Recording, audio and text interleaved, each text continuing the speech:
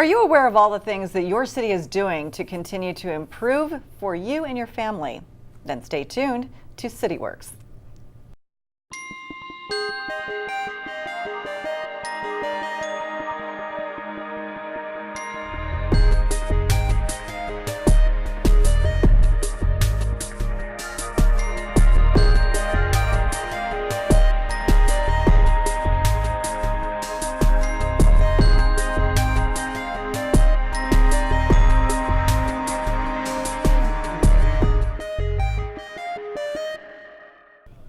Hello everyone and welcome to CityWorks. I'm Valerie Starn. Today we're going to learn about the latest in community development for your city. Joining me now is Kelly Hart, Interim Community Development Director for the City of Stanton. Welcome, Kelly. Thank you. We're going to talk about a lot today, but let's start with new development happening in Stanton. And first off, Stanton's Gateway revitalization. Yeah. So the City of Stanton is a very small city, and we are located directly along Beach Boulevard. It bisects our city. And so it's a very important thoroughfare. And we are very happy to report that there's lots of new development going on in our city. Very specifically at the corner of Beach and Garden Grove, we're excited to see some brand new development moving forward. We have our Village Center, and that has been deteriorating and has been vacant for a number of years now. And the City of Stanton has felt the frustration of its residents, and we have shared that frustration. And what we have done is continue to work tirelessly with the current owner and ask them to please either develop it or bring in new tenants or do something to revitalize it. And after many conversations, they've finally decided that, they're just going to move forward and sell the property. So we have the property in escrow with a brand new developer, has great plans for the project. Give us a hint of what might be there. We are looking at revitalizing the center, keeping its same bones, keeping the same general structure, but upgrading the architecture, bringing in new commercial pads to the front along Beach Boulevard, so you have more restaurant opportunities and you just have more walkability on the street that will bring people into the center. And so it's still under works, and the developer is still looking for the right tenants to move in. And the second that they close escrow, they are definitely moving forward with putting together a development proposal, and the city will be fast tracking that as much as possible so that we see something moving forward there as quickly as possible. Exciting for those residents and for your office. Very, very exciting. Also, the latest vacant parcel, tell us about the Walmart Shopping Center and what's happening there. So the Walmart Shopping Center has actually seen revitalization over the last couple of years with Walmart coming in. It's kind of stabilized that shopping center. But there's been this one corner piece right at the corner of Beach and Garden Grove that has sat vacant, and it's been vacant for a long time. It used to be a gas station, and now we have Apex, which is the property owner, moving forward with an application to put in a new commercial development there. So it'll be a multi-tenant commercial building, high quality architecture, big gateway piece for our city, and it'll bring in national recognized tenants to location as well to fully stabilize that center and bring in those people to our city. And so with those two shopping centers moving forward and being revitalized, that is truly going to solidify the city's gateway and set the tone for the rest of the development along Beach Boulevard. So the city's really excited to see that moving forward. National names, any hints, or is that still in the works? That's still not able to be disclosed at this time. Let's move over to Stanton Plaza and what's happening there. So this was kind of the city's first start in redeveloping Beach Boulevard. We started with the residential components, and that's been completed, and it's a beautiful landmark for the city already. But we have about 3 acres left of the property that's right on the corner of Beach and Orangewood that's vacant, and that's been designated for commercial development. And those properties were owned by the Stanton Redevelopment Agency. And in 2011, the economic downturn, the state of California decided to balance its budgets on the backs of the city. And what they did was they took away redevelopment funds and they took away redevelopment properties from our cities.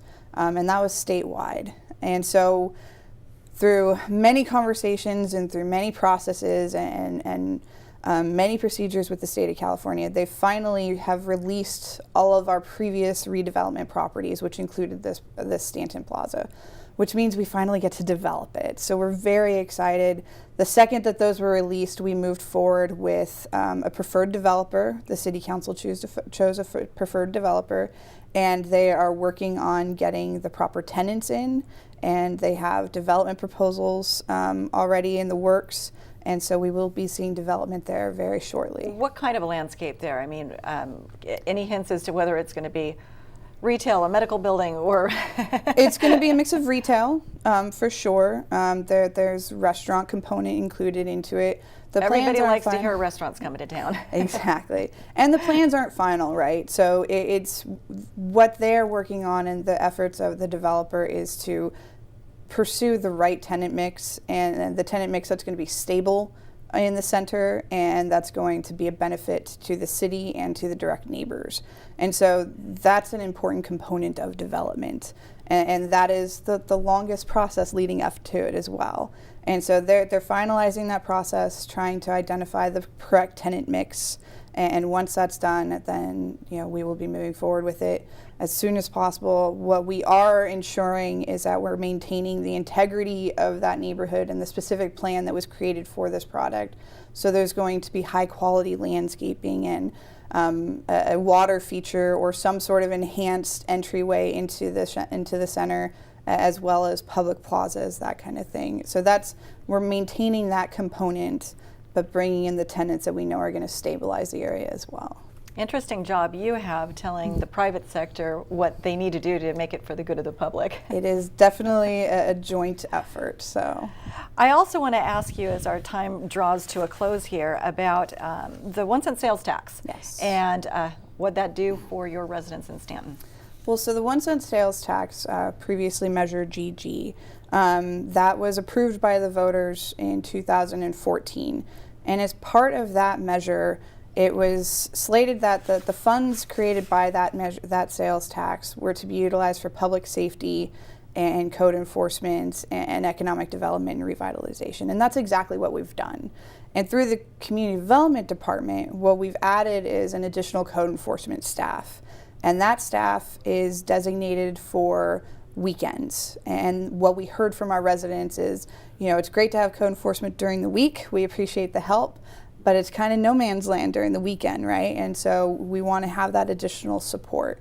And so what we did was we made sure that the code enforcement staff was, every day, 7 days a week. We moved forward with that. He's been working there since the summertime, and we have definitely seen an improvement. That the staff has been out there in spades, and we have definitely seen an enhancement to the community, and the residents have been satisfied. For people not familiar with the work of a code enforcement officer, what does that job entail? That job entails ensuring that the properties are maintained appropriately so that they're not going to become degraded.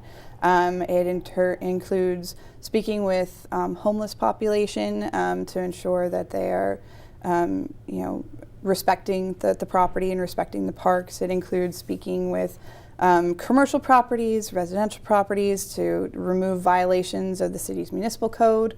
And he directly works with the sheriff's department as well to provide their support to their staff as well. So code enforcement, making sure everybody plays by the rules to make sure the city is well kept. Precisely. And the code enforcement officer making sure that actually happens. Exactly. And so it is a direct response of the city, a direct relationship that's being built with the community. And so it's a code enforcement officer to have a positive relationship with the community, but also ensure that they become into compliance. And so that we have added that additional effort as part of being able to do so through the 1 cent sales tax fund. And so we hope to maintain that and grow that and maintain the good public relations that we have had. So this new code enforcement funding, as well as the developments that you've talked about in your job, it must be wonderful to see good things happen. It is. I've been with the city of Stanton for quite some time now, and it is exciting to see these new developments occur. Just in the time that I've been in the city's grown, they've expanded, and they have really brought themselves up, and so it's exciting to be part of that for sure. Well, we'll have you back as you continue to make progress. We'll have you back to keep us informed and our viewers. It's exciting in the city of Stanton. Thank you so much, Kelly Hart. Absolutely, thank you. That's going to wrap it up for this segment, but we're going to be right back with more after this quick break. Stay tuned for more CityWorks.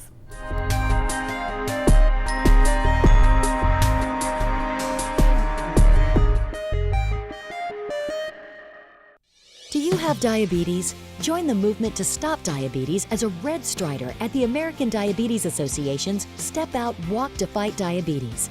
Join hundreds of walkers who share your passion and showcase the courage it takes to live and thrive with diabetes. Gather your friends, family, and coworkers to walk with you and raise funds to help change the future of diabetes. Sign up today at diabetes.org/redstrider. Together, we can stop diabetes, one step at a time. My wife's drinking really made things difficult for me. I'd come home from work to find the house was a mess and the kids hadn't done their homework. No matter how hard I tried, things just wouldn't get better. I didn't think it was fair that I had to work so hard just to keep everything normal. I knew if she could just quit drinking, things would be okay. In the meantime, I avoided family and friends because I didn't want to deal with the questions they would ask. My EAP counselor at work sent me to Al-Anon family groups. I didn't think I needed to go to any meetings at this point, but it turned out to be great advice. Listening to Al-Anon members talk about their lives helped me see a different way of looking at things. I never imagined I would be as calm as I am now. Are you troubled by someone's drinking? You might be surprised at what you could learn in an Al-Anon family group meeting from people just like you. Call 1-888-4-AL-ANON or visit alanonfamilygroups.org.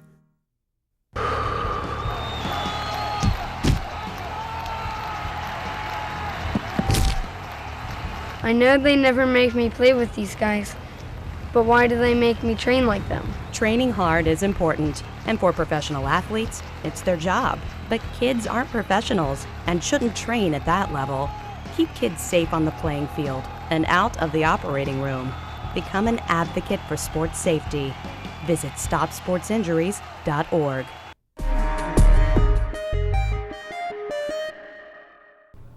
Welcome back to CityWorks. Joining us now is Sarush Rabari, Community Development Director for the City of Westminster. Welcome, Sarush. My pleasure.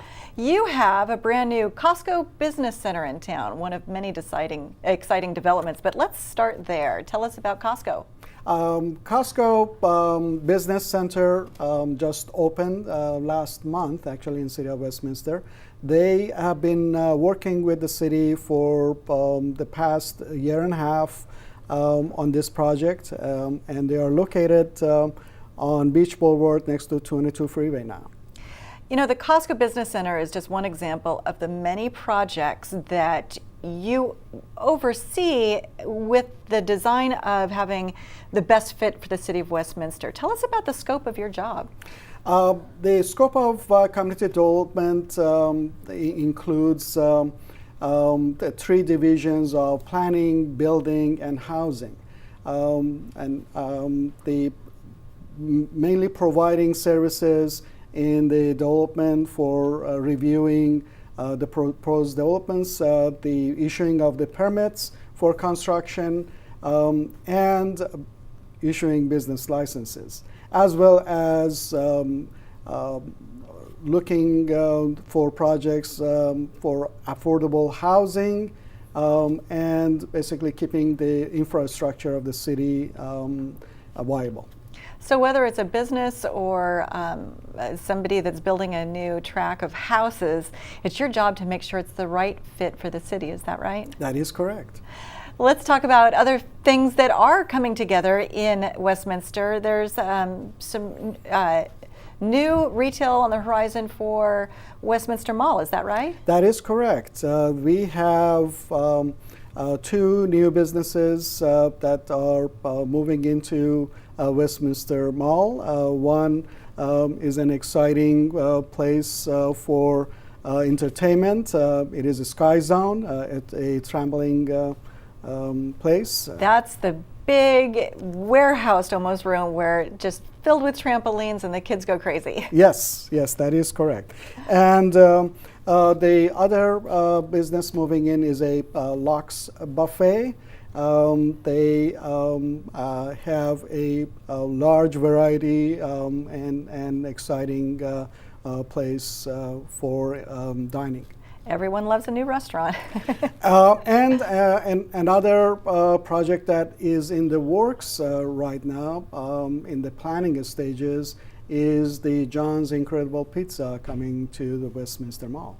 So that's exciting for Westminster Mall. We've also talked about Costco. Are we leaving anything out? Anything else that's new on the horizon for City of Westminster? Yes, we have housing projects. The tract homes, one on Brookers of 80 homes, going through the final stages of construction, and 2 new tract homes are also starting the development of single-family homes that are, one is detached and the other one an attached project. That takes up a lot of real estate. What was there before in that area?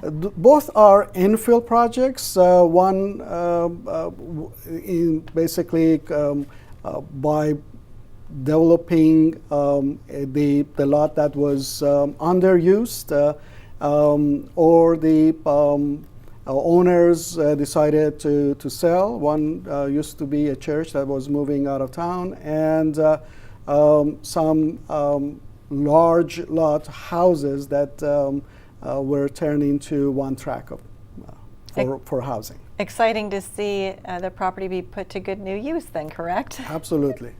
Tell us about some things that are in the works. What's coming up for Westminster? Well, we are going through adoption of the new general plan. This is an event that it is overdue. The last one was done 20 years ago. For people that aren't familiar with the general plan, what is a general plan for a city?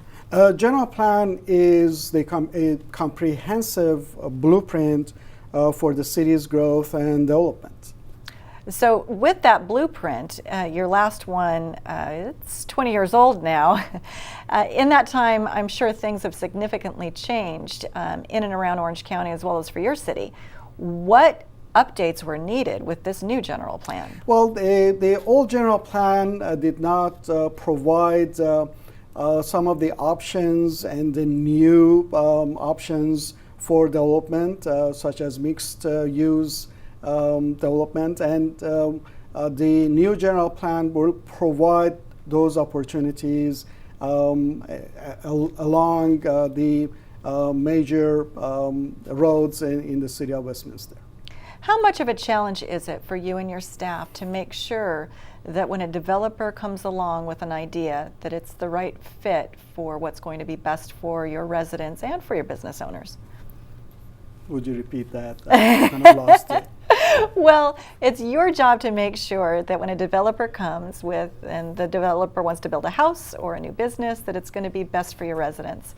How big of a challenge is it for you to make sure that that happens in just the right way? You look to City Council, but then the City Council tells you to do it the right way. Sure, it is a challenge in that we do definitely want to see the best product that fits into the city and the future of the city.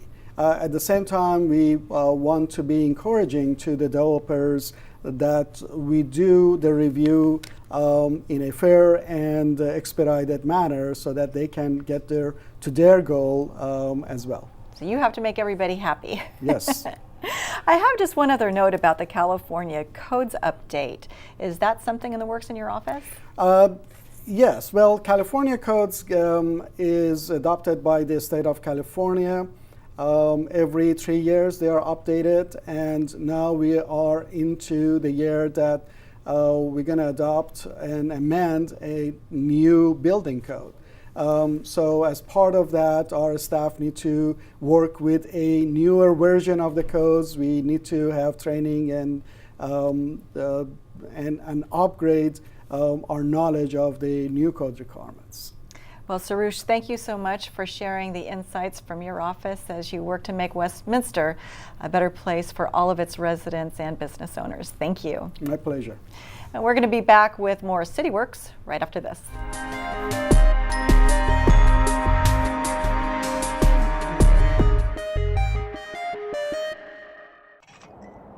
It costs about 60 cents for one can of food, and about $80 to send it where it needs to go, and even more for storage. When sending help to those struck by disaster, eliminate the middleman by sending cash. Cash can provide food, water, medical supplies, shelter, and so much more. Cash is best. For more information, visit cidi.org.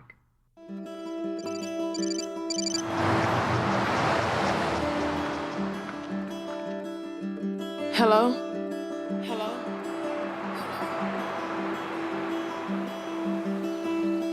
I've been on the street for a while. I've been on the street for a while. I've been on the street for a while. I saw your poster outside. I saw your poster outside. I ran away from home. I don't know what else to do. I don't know what else to do. I don't know what else to do. National Runaway Switchboard, how can I help?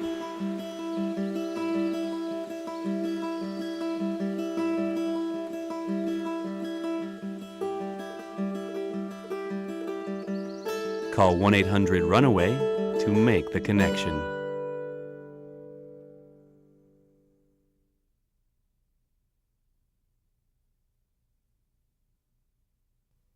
I'm Peter Gallagher. Infantile scoliosis is a potentially fatal condition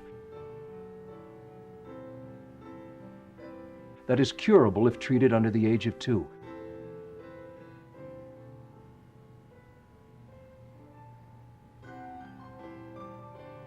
Don't wait. Visit infantilescoliosis.org. When you save a life, you save a world.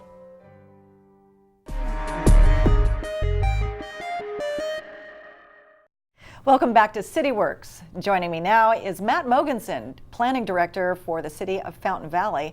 Welcome, Matt. Thank you. You've got a lot of exciting projects happening in Fountain Valley, and I want to ask about one that's been on hiatus for a number of years, the Cleanup Days project. Tell us what that is and how it came about. Sure. Well, the way it came about is Rainbow Environmental has agreed to donate some trash bins and some money for us to be able to provide this program again. We're also using some of our community development block grant funds to pay for some of our staffing and for some trees. So I'm guessing the reason why it was on hiatus was funding shortages.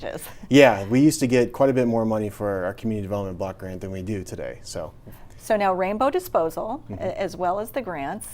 So what do you do with this money? How does the cleanup project work for the communities that you target? Sure. Within our community development block grant program, we have certain neighborhoods that are targeted that we can use this money in. So we found a neighborhood that was the most ready for this, and we decided to pick that neighborhood, and we went out and we put hangers on all their doors, and we let them know we're going to do it on this day. The first one was in late January. So everybody was able to bring out their different trash and different items that they wanted to get rid of. So we showed up that day with a bunch of city yard people with backhoes and a bunch of trash bins, and helped a lot of the residents get rid of a lot of things that they needed to get rid of. There's also some great organizations and some local churches that helped us as well. The other part of the program was planting trees. So residents who wanted the trees, we planted some in their parkway for them to help them have that unified look on their street again. So they have to agree, hey, if you wanted to come plant a tree at my house, I would welcome that idea. But it's their responsibility to also take care of it. So you have to work in partnership. Exactly, yeah. It's a volunteer basis because obviously you have to water the tree and you have to take care of the tree. So. Now, do you give a few of the residents a heads up, we need to take care of this particular problem near or on your property, and you have to work with them in that way? It does give us also the opportunity to go out and to talk to the residents, and there's certain homes that you can tell by looking at them they might benefit from one of our low interest loans, or we even have a grant program for certain income levels. So we can offer that to them. We can also talk to residents about, hey, we notice your trash cans are out in front, they need to be behind the fence or something like that. It just gives us an opportunity to interact with and educate them on the program. So these are some code enforcement issues that need correcting. Yeah, it is. Once we clean up together and clean up the neighborhood and everything, we want to ongoing see the improvements in it. So we will follow up, and make sure that people are, still complying with codes and everything and taking care of what they need to keep it looking nice. When will you hold the next one, and how often will these cleanup days happen? Well, this year is what we have identified so far. We know we're going to do 3. The next one's going to be in May, and that'll be in a neighborhood that was close by the first neighborhood across the street. The following one we haven't scheduled yet. It must be exciting to go into a neighborhood and embrace it instead of just crack down. Yeah. Because normally for a city, you send out your code enforcement officers to, say, hey, you got to clean up that or you got to change this. Instead, you're helping them do it. Exactly. And really the goal of code enforcement is not to just be a heavy hand. The goal is to maintain the aesthetics of the city and to keep everybody's property values up. So if we can work with them to get to the same result, we don't want to have to write a letter, saying, hey, please put your trash cans away and things like that. We'd rather just have that communication and it's taken care of. I'm sure the neighbors took pride in the finished product. Yeah, I think so. And it was a great event. Everybody was out helping each other and stuff, and it was a nice day. But now throughout your city, I know that you've had increased efforts for your code enforcement teams. Talk about that a little bit. Sure. Well, in the downturn of the recession back in 2008-9, we actually lost a code enforcement officer. So since then, we've been operating with 1. And it's put us in a position where we pretty much just had to be reactive, meaning, when people call and complain, that's all we could really handle.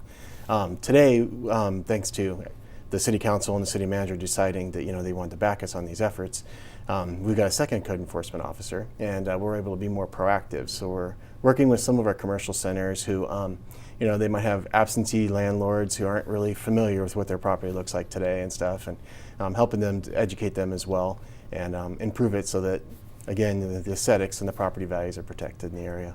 What are some of the common violations? Because, a lot of residents might not be familiar with the task of the city to make sure that the whole city is aesthetically up to standards. What are you looking for?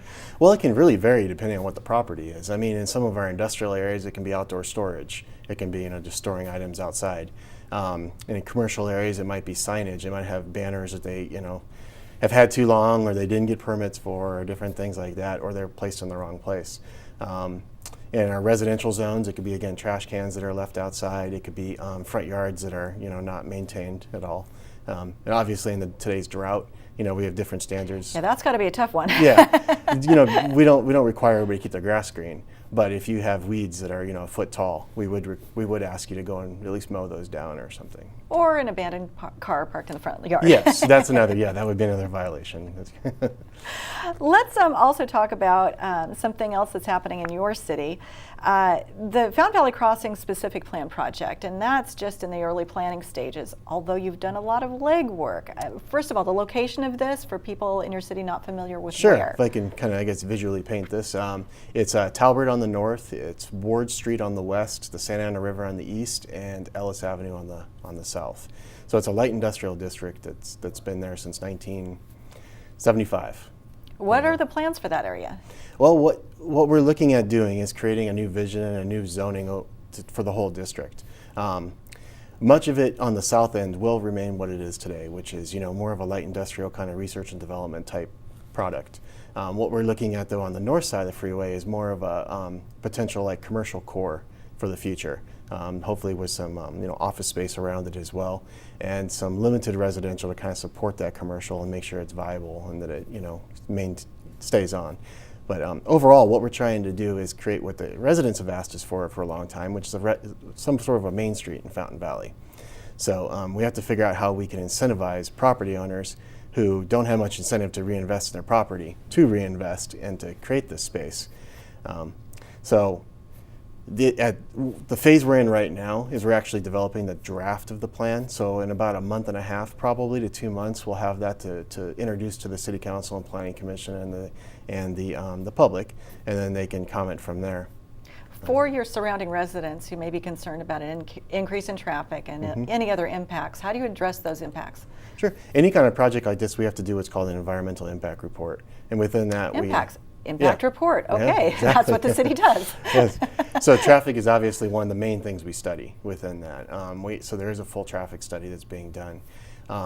areas that are identified that will have additional impacts from any kind of different development, they receive what are called mitigation measures, which are there's ways that we will either expand an intersection to create more capacity, or there's just different measures that have to happen.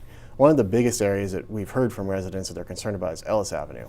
And Ellis Avenue, we have the benefit of the fact that the freeway expansion is happening, because part of that is going to be a new right turn on-ramp for the freeway, which is going to tremendously alleviate some of the traffic flow problems on Ellis. So that's one aspect of it. Other things we study are air quality impacts, the historic resources in the area, which there isn't much. We have to make sure there's no Indian burial grounds or anything that happens there. But you have to make sure. Yeah, we do. We do a lot of in-depth work on that. A lot of in-depth work before any major project happens. Yeah. And that's your job. Yes, it is. And to present that to the decision makers at the end of the day. Excellent. Well, thank you. Matt Mogensen, Planning Director for the City of Fountain Valley. Matt, thanks for being with us. Thank you. Pleasure. And that's going to do it for this episode of CityWorks. For more information about anything that we've talked about on the show today, please visit your city's website. Thanks again for joining us. I'm Valerie Starn, and we'll see you next time on CityWorks.